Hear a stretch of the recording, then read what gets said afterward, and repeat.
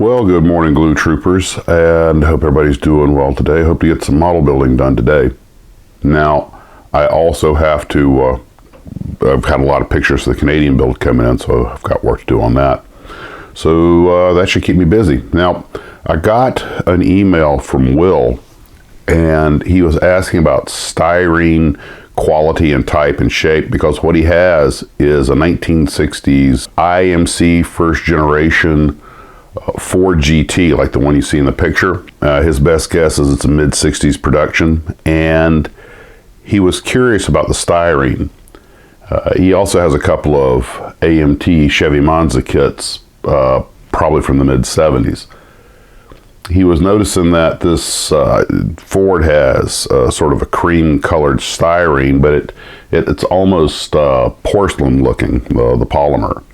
And he was wondering about it because it's very hard, and he doesn't have that many vintage kits, but he was wondering what separates from the other styrene. And one of the things I have learned a little bit about, because some kits, have very soft styrene and others have very hard styrene, is that the companies that, even though they may be using the same molds, because you can get kits that from the exact same mold that were made a decade apart, and the texture of the plastic is often different, and this has to do with a couple of things. Obviously, the first thing is that styrene is bought in batches, and they don't always buy from the same contractor. They're like any other company, they go through vendors as is necessary. The flexibility / rigidity of the styrene can also have some production issues. Some of them don't quite pop out of the molds as easily as others.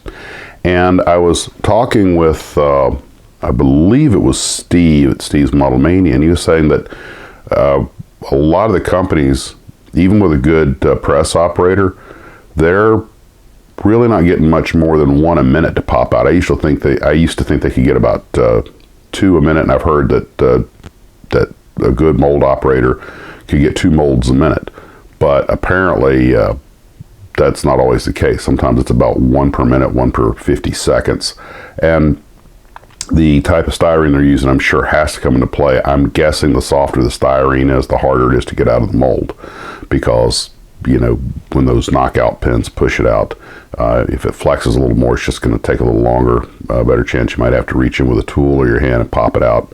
That's a guess on my part, but it's just, I've seen a little bit of footage of the molds working on RC aircraft with the large plastic components, and the guy was having to sometimes reach in there with his hand and pluck it out. So, and those seem to have the somewhat more flexible, of course it's still warm, I'm sure. Now that brings up another thing, aging. Aging is an issue. Some styrenes get brittle over time, and I would imagine some harden, but it's true that there's nothing shocking about the styrene. Buy a dozen kits from a dozen manufacturers and get a dozen different textures and hardnesses. But I would say age and the actual proprietary formula that's used by whatever vendor they send. I don't know of any kit model companies that actually manufacture their own styrene, because that's the petroleum industry, basically, the plastics industry.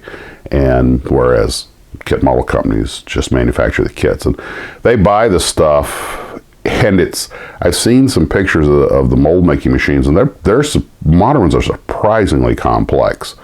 They have all the computer stuff you have to program into them ahead of time. And I think I posted a video a while back of a guy who just got one, who was showing how to use it. And there's a lot of information that's to put in there. The temperatures, how long, how fast or slow things will move, how long it's going to stay closed, how much pressure, and a lot of other settings. And it takes a while to set a machine up. Then you got to do the test shots. The only good thing is that if you get some bad test shots, the styrene can go back in the hopper because it'll get ground back up. One other thing, how long was the styrene in storage before it was used? That may not be much of an issue, because it's going to get melted down. But so there's a lot of things that go into why the styrene is rigid or not. But my primary go-to is that simply the way that manufacturer made that batch. And I'm fairly sure that over time these companies have probably played with their formulas. It's just all kinds of possibilities. I really can't give you an intelligent answer. Most of this is basically just my summation and guessing.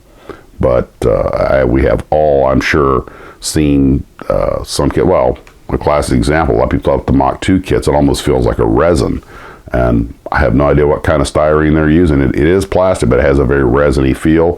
The kits, the Wingnut Wings kits, are very pliable, and which is nice. You know, the parts manipulate easily. And then we've got the ones that are, you try to sand them and they crack or whatever, just entirely too brittle.